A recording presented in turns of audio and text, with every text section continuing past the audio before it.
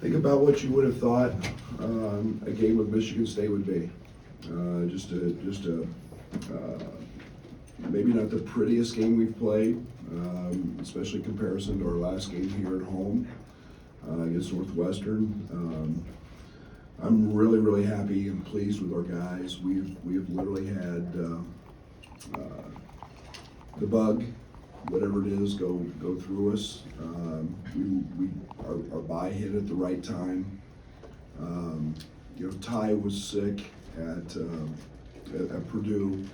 Had 103-degree fever the next day, and then it just kind of went through us with Luke, Draven, Nico, or not Nico, Q. I mean, we've had multiple guys with it, so including me. So we didn't do much. We kind of had to get back and compete here for a couple days. We did kind of what we expected them to do, put Manny Sissoko on Ty. I thought Ty was really, really aggressive in the first half and in a really good place. We've seen that so much. Unless I guess you're 7'5" and named Zach Edey, it hasn't worked very well for the most part. Ty was super efficient. Again, it was a choppy half. I thought we got good shots. I thought we missed some clean ones that we've been making. But we found a way to the paint. We found a way to the foul line. I thought Marcus had a quiet night, and it's 15, 6, and 5. And Luke was very good on the offensive glass. I thought Coleman, Coleman just finds his way, lets the game come to him, and when he does that, he's a hell of a player. But I think the other thing is we knew Hogard, we knew Tyson were going to shoot a lot of balls. I think they shot 36 or 37 balls tonight between them. We didn't foul them. That was a big point of emphasis, trying to keep them off the foul line. For the most part, I thought we guarded them pretty well. We did what we had to do late, which is get stops and rebound, and that's how you win kind of a ugly, hard-fought game. Brad, building off that, you haven't had a lot of close games in these wins so far this season. What did your team show you late in the game? What can you learn from being pushed like that? Well, other than a couple loose balls that we didn't come up clean with, defensively, I thought we made every shot tough. I thought we gang rebounded. I thought that we got the right guys shooting the basketball. I mean, we wanted to get, Marcus he's a 90% free throw shooter. Put him in a position. We ran a little action to try to get Coleman a pick and pop off kind of a step-up ball screen. They actually guarded it, but Marcus did a great job of getting downhill against Malik and getting a foul call. So it's patience. There was no panic, and we just got the ball to the right guys in the right spots. Brett, you guys have, I think people on the outside would be surprised at how good you've been offensively when you don't have an All-American guard, but what has it been about this team that allows them to be so good offensively even without Terrence Shannon? There's a lot of factors in that, and obviously, we were making the push towards booty ball, for lack of a better term, with Ty and Marcus, early, but I think everybody's finally started to see that Coleman's a really, really good shooter. Luke, we're starting to see the maturity and growth of Justin Harmon playing at this level. I thought defensively tonight, by the way, he was spectacular. But I think it's just the connectivity, playing in space, and we've been able to create a lot of space. So it's we're maybe not as efficient in transition and effective. It becomes a little more grinded out, but we're kind of built for that as well. Brad, what do you think's different about Coleman as a shooter? You mentioned he maybe doesn't care as much now about the makes and misses or puts too much of that in his thought process. What have you seen with him? Is that what he said? He didn't care? That's what he said, yeah. God, thank the Lord. you guys have heard me for years comment about his shooting. I think Coleman is one of the best. Coleman might be the best catch and shoot guy on our team. And that's no offense to Luke Goody or anybody else. When he shoots it, I think it goes in. And I don't know what more as a coach that I could do over the years than to keep pleading with him to shoot it. I think it's every player's dream to have a coach who tells you to shoot it, and maybe that was with him. But I think he's the best five-man pick and pop guy in college basketball because of his ability to shoot it, and he does have the ability to make some hard shots. Sometimes I don't like those, but he is a very, very efficient shooter.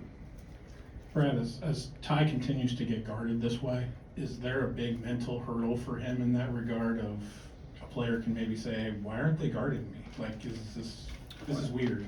Yeah, I mean, I think when you see it the first time, or maybe a second, but after a while, and it's our job as coaches to help eliminate that. Like, tonight, I mean, he was a monster. And again, people forget Ty's 6'6", with a 6'11" wingspan, and he's really athletic.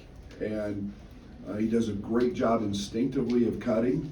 But when he's got the ball, other than the first play of the second half, which was a really bad call on my part, but he's efficient in there. He just takes up space, and he's done it against everybody. I mean, when Kansas did it in the exhibition, when it's been done also in the Marquette game, it hasn't bothered us, and so I'm pleased. We'll take on all takers as long as you're not 7'5". A physical game and hotly contested game, and you only played 7 guys. Is this one of the better conditioned teams that you've had, and is that sustainable, you think? No, we have the absolute best, the best strength and conditioning coach and trainer in the country, and Paul Schmidt is up here all hours of the day. Adam Fletcher, the job he's doing, and then when you put our facility, when I came in this morning, and there's 5 hyperbaric oxygen chambers all being used, and guys taking naps and sleeping, and they've eaten breakfast, and the recovery that they're doing is remarkable, and it is helping. It is helping, and I don't see a drop.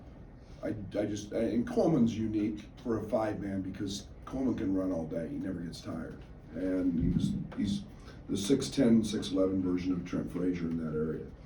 But Marcus works so hard. I've said it many times already. I think he's the best conditioned athlete I've coached, just in terms of how strong he is, and he doesn't fatigue.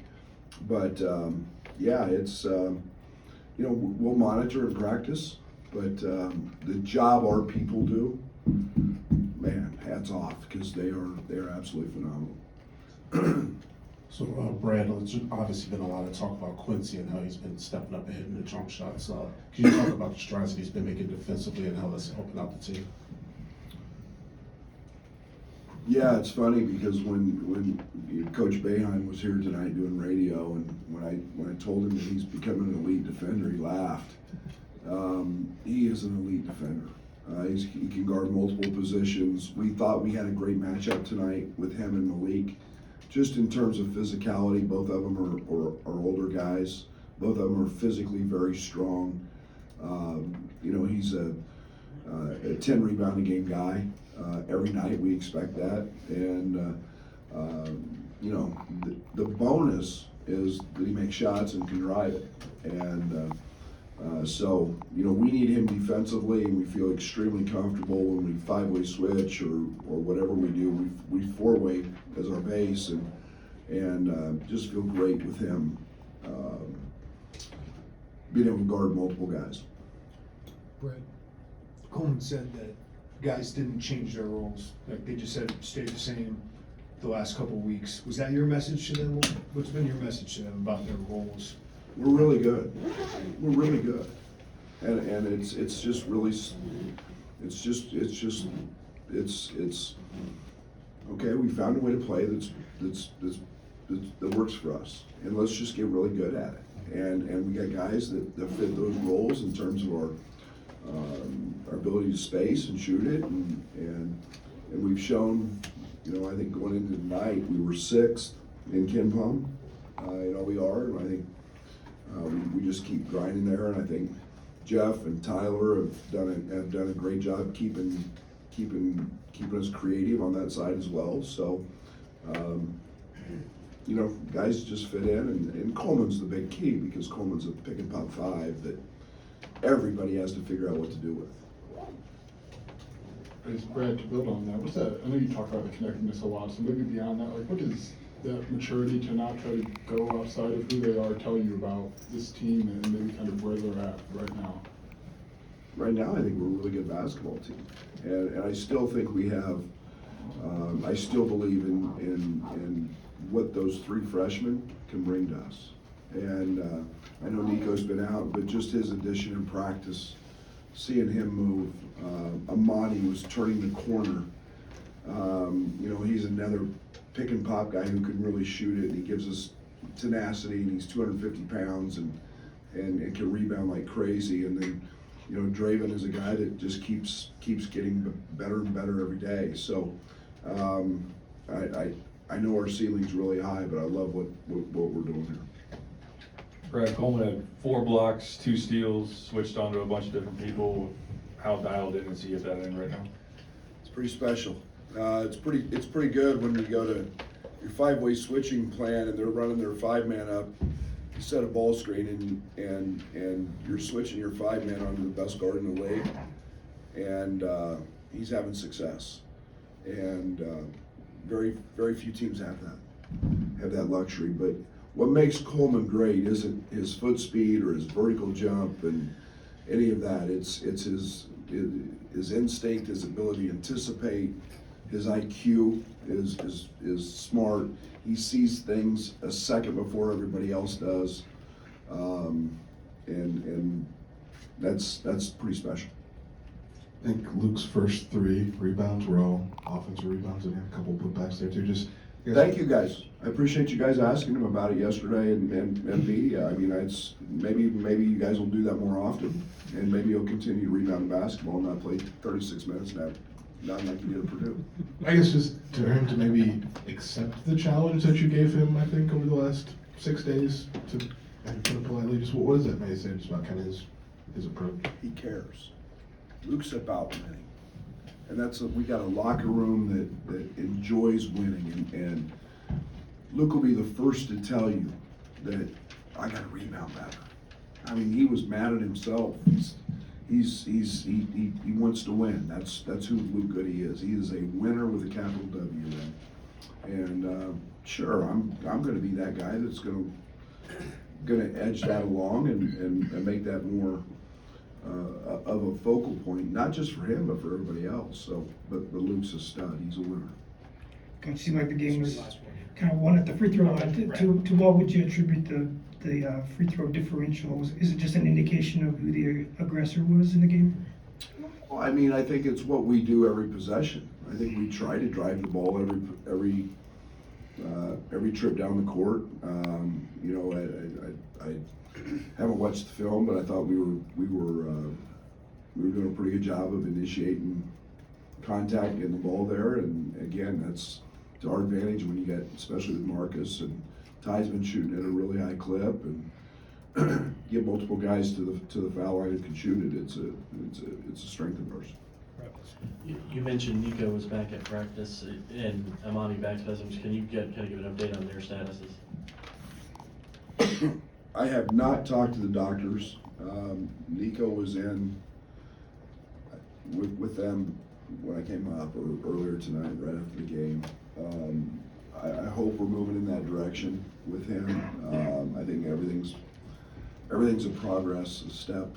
But his practices have been effective, and obviously with the foot, we don't want to bring him back out of shape, and we don't want to bring him back where he can re-injure it. Amani said today was the best he's felt. He's just had some unfortunate spasms, so he's wearing a brace, and he's been rehabbing, and so I don't know on him. I'll say day to day, but we're optimistic that both get themselves back here sooner or later.